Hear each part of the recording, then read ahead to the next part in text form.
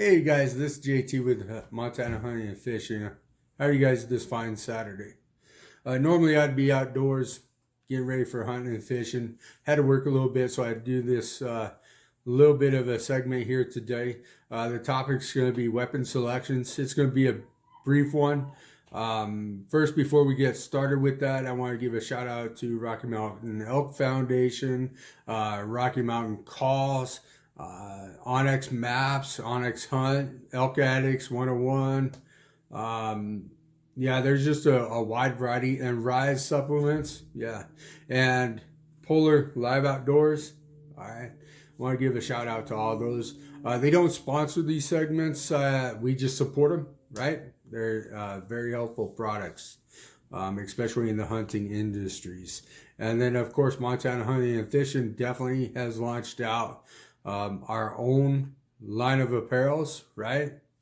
And so you guys want to go give that a check out, right?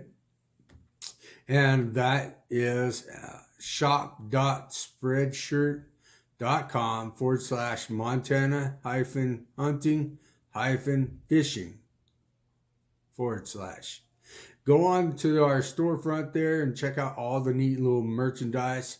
We launched that out earlier this week officially, and we've actually sold out of a couple of things within a couple of hours. And then we've got new designs coming out in the next week or so, and about 19 more in the next month, or about the next couple of months. It really depends on all the support that we get from this. The revenue obviously goes to help grow the brand, and also helps go to legislation for all outdoorsmen and outdoors women and heritage foundations for outdoors. And we also utilize it to keep moving on. I've got future plans here. I'm not going to discuss those right now. But I'm very excited about that. We're actually going to be partnering with a couple other outfits here in Montana to make that other adventure come alive with Montana Hunting and Fishing, and you guys will hear about that here about the beginning of the year. All right. And again, I'd like to say Montana Hunting and Fishing is an official and a recognized business here in Montana, and so this is a live and active brand. All right, and so let's jump right into this selection here. We're talking about the weapon selections for hunting. I know this is a hot topic, right, across social media and all of the internet. You go on social media, you ask the questions to all the wide variety of hunting pages out there, like Elk Addicts or North American Elk Hunter. Even on my page, people ask this question all the time. You get a wide variety of actual opinions, and opinions are usually and generally built off experience, right? So they're good to build your experience and your opinions, right? And so that is actually a pretty good practice, but you're going to also want to take those opinions and combine them with articles, do some research online. We like to go to outdoorlife.com, and that's usually a pretty good one that we go to. And there's, the meateaters.com is another good one that we go with. A Bass Pro Shop is, Cabela's. All these outfits have articles on how to select the best weapon for you during the hunting season. Some people, like myself, I like to have an all-in-one, right? I want to take one rifle. I want to go out and hunt anything I can, right? Anything. I don't want to have to go to the range and sight in 14 different weapons. Now, I feel that way. I say that, but I actually have a few weapons in my home, right? I definitely have some ARs in my home. Definitely have sidearms. I definitely have a couple of different rifles. I do have children in this house, and they do and will know how to utilize each and every weapon. All right. So getting back on course here, a lot of folks, when they go to utilize the resources here, are afraid to reach out and really say what their skill sets are. So I'm going to tell you this, and this is what this segment is about. When you go to get a weapon, you're going to want to look at a couple of different things. How is it feeling when you're holding it? How does it feel when you're shooting it? If it's kicking and you can't place a group like you're supposed to, then it's not going to be effective for you, and it's not going to lead to a humane kill, right? Get one of those weapons that you can actually handle the recoil, place the shots down range, and take your weapon with one shot, or take your game with one shot, one kill. This is not a competition. This is not a popularity contest. This is not, this is all about between you, God, and that animal at that point. And this is where a lot of us with ethics, we get very serious about this.